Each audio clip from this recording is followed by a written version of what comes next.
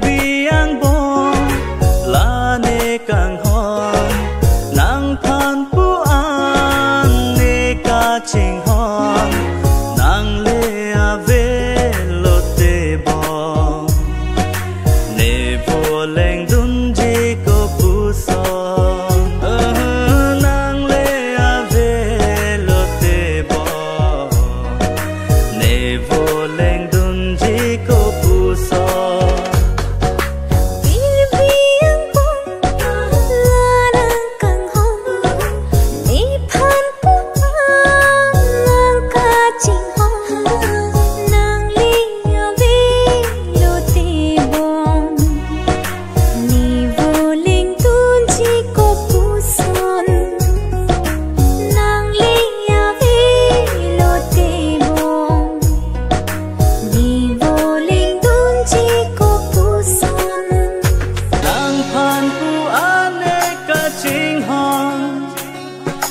Voluri nang ne phan la pu so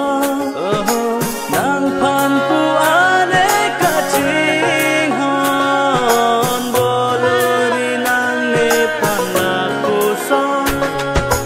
nang phan nang long le te ni bu leng dun theng chi ko pu son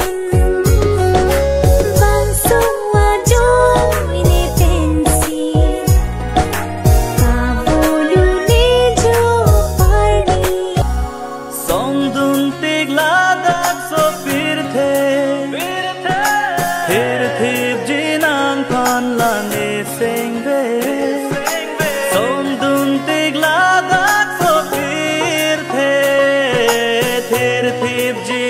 Phan la ne se